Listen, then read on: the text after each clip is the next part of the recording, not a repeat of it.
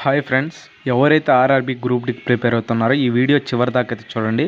చాలా very important అనమాట. ఎందుకో ఈ వీడియో పూర్తిగా చూస్తే మీకే అర్థమవుతుంది.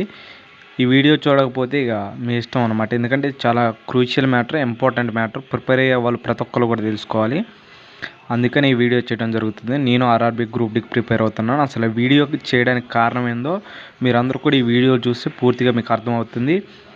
మన ఇష్యూను కూడా ఎలా సాల్వ్ చేసుకోవాలో అయితే నేను ఈ వీడియోలో అయితే చెప్తాను అనమాట. మన వంతు మనం ప్రయత్నం చేయాలి కదా మన పోస్టుల కోసం.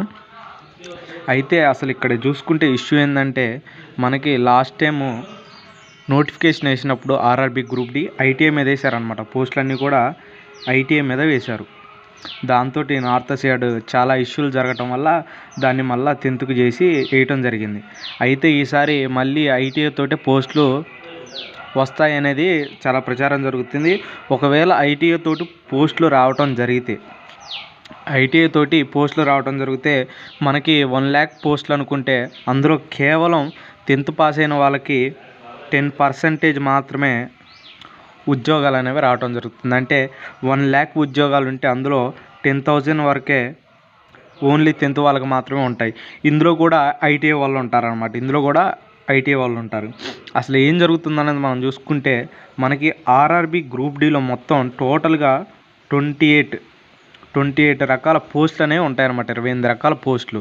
అందులో మనం చూసుకుంటే మెడికల్ డిపార్ట్మెంట్ ఒకటి, ట్రాఫిక్ డిపార్ట్మెంట్ ఒకటి, ఈ 2 డిపార్ట్మెంట్లో కలిపి మొత్తం 5 రకాల పోస్టులు అనేవి మాత్రమే ఓన్లీ 10th మీద ఉంటాయన్నమాట. మిగిలిన పోస్టులన్నీ కూడా ఐటీఐ అప్రెంటిస్, ఐటీఐ లేకపోతే 10th ప్లస్ ఐటీఐ వీటి మీద ఉంటాయన్నమాట. మొత్తం 23 రకాలు. ఈ విధంగా చూసుకుంటే మనకి కేవలం 10,000 పోస్టులు మాత్రమే ఉంటాయి. ఈ 10,000 పోస్టులు, మిగిలిన అన్ని పోస్టులు కూడా ఐటీఐ వాళ్ళకే ఉంటాయి. ఇది 10,000లో కూడా ఐటీఐ వాళ్ళు ఎలిజిబుల్ అనమాట. నాన్ ఐటీఐ వాళ్ళు ఇద్దరు కూడా ఎలిజిబుల్ ఉంటారు. మనం చూసుకుంటే కేవలం 10,000 పోస్టులు మాత్రమే ఉంటాయి. ఇప్పుడు అసలు ఐటీఐ రాని వాళ్ళ పరిస్థితి ఏంటంటే, ఈసారి కట్ ఆఫ్ చాలా హైగా వెళ్ళిపోవడం అనేది జరుగుతుంది. ఇక అందులో కూడా ఏమన్నా మెడికల్కి సంబంధించిన ఇష్యూ ఉంటే ఈ 5 పోస్టుల్లో కూడా కేవలం 2 రకాల పోస్టులకు మాత్రమే C1, C2, C1 వీళ్ళు విజన్ ఉన్న వాళ్ళు ఎలిజిబుల్ అనమాట. ఇందులో 2 రకాల పోస్టులకి. ఈ విధంగా చూసుకుంటే మనం ఓన్లీ 10th ఉన్న వాళ్ళకి ఈసారి చాలా లాస్ అనేది జరుగుతుంది. ఈ విధంగా మనం నోటిఫికేషన్ అక్టోబర్లో వస్తుంది. దానికంటే ముందే దీన్ని మనం చాలా పెద్ద ఇష్యూ చేసి మేము ఈ విధంగా నష్టపోయే అవకాశం ఉంది. నష్టపోతాం. మేము 10th ఆర్ఆర్బీ గ్రూప్ డి మీద హోప్స్ పెట్టుకున్నాం. ఈ విధంగా చేసి మేము నష్టపోతాం. ఇన్ని రోజులు ఐటీఐ చేయాలంటే మేము డిగ్రీ చదువుతూ ఉన్నాం, లేకపోతే 10 years ప్రిపరేషన్లో ఉన్నాం. మాకు ఐటీఐ చేయడం కుదరదు. కాబట్టి ఎలాగైనా సరే ఈసారి మనకి 10th మీదనే ఈ పోస్టులు వచ్చే విధంగా చేయాలి. ఏ విధంగా చేయాలంటే, మనం ఈ ధర్నాలు ఎలాగో మనం చేయలేము కాబట్టి మనం ట్విట్టర్లో అయితే మనమైతే వైరల్ చేసుకోవచ్చు అనమాట.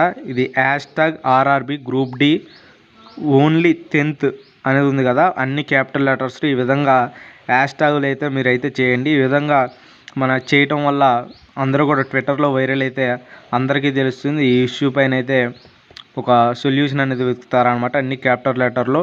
ట్విట్టర్ లేకపోయినా సరే డౌన్లోడ్ చేసి అయితే చేయండి. ఎందుకంటే ఇది మనకి లైఫ్ అనమాట.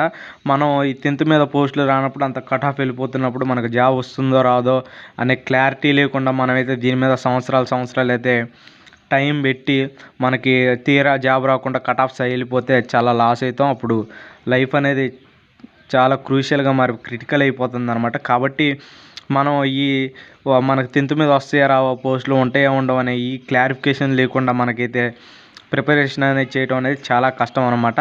నేనైతే ప్రిపేర్ అవుదామంటే నాకైతే కట్ ఆఫ్స్ రీచ్ అవుతున్నా 60, 70 పైన స్కోర్ వస్తున్నాయి. కానీ నాకైతే ఈ యొక్క ఇష్యూ వల్ల అసలు ఏం కూడా మైండ్ అయితే పోతుందన్నమాట. అసలు ఫోకస్ చేయలేకపోతున్నాం స్టడీ మీద.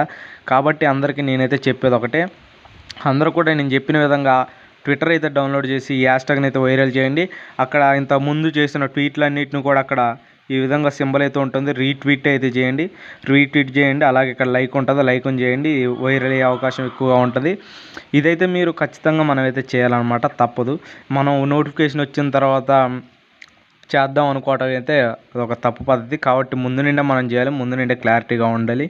మనం ఇదిపై ఎక్కువ సమయం కూడా పట్టదు, 2 నిమిషాల పని. ఈ విధంగా మనం